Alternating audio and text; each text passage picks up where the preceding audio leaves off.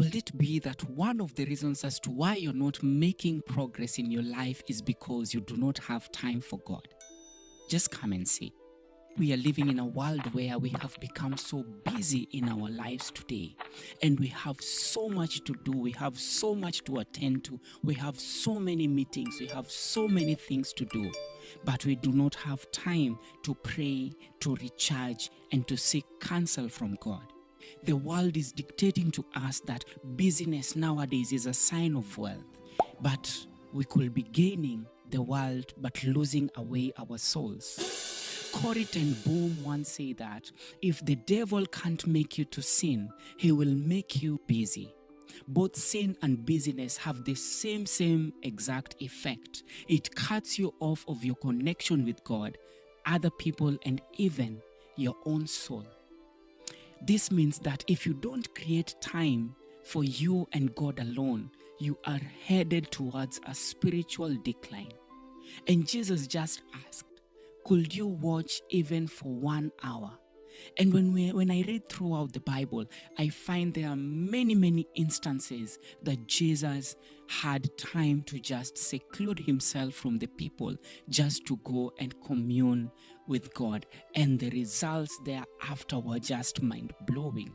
He will experience victory publicly because of his private prayer life.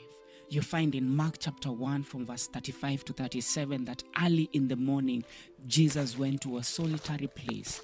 Jesus withdrew from people early in the morning. You find that Luke chapter 4 verse 1 to 2, he withdrew himself. Luke chapter 6 from verse 12 to 13, he withdrew before making important decisions. You find in Matthew chapter 14 verse 23, Jesus withdrew after a long hard day of work. Luke chapter 5 from verse 15 to 16, after ministering to lots of people, Jesus withdrew to lonely places.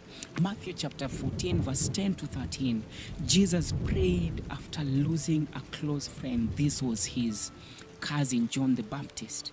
And you see, sometimes we may be in a place where we are so busy that it's eating away our souls out of eternity.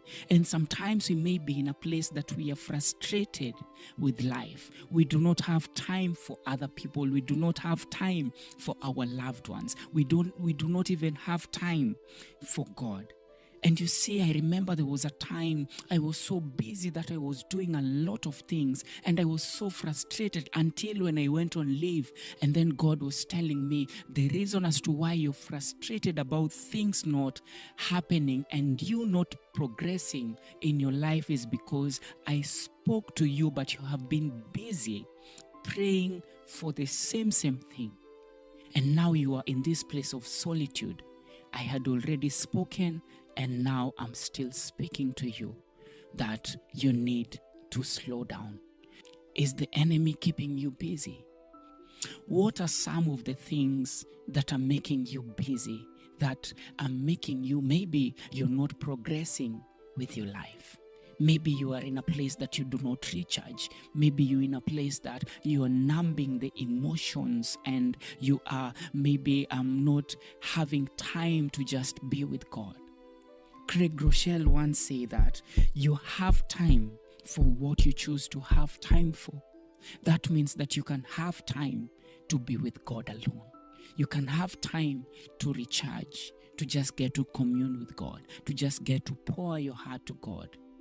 But in the midst of busyness, we miss out on God. In his book, Ruthless Elimination of Hurry, John McCormack says that they did a survey on 20,000 people across the globe and identified that busyness was a major sign, or was a major distraction from spiritual life. And you see, the hypothesis says that it may be the case that, one, Christians are assimilating a culture of busyness, hurry, and overload, which leads to 2, God becoming more marginalized in Christians' lives, which leads to 3, a deteriorating relationship with God, which leads to 4, Christians becoming even more vulnerable and adopting secular assumptions about how to live, and which leads to 5, more conformity to a culture of busyness, hurry, and overload. And then the cycle begins again. Are you living in this cycle where busyness seems to be wealth, but busyness is affecting your walk with God?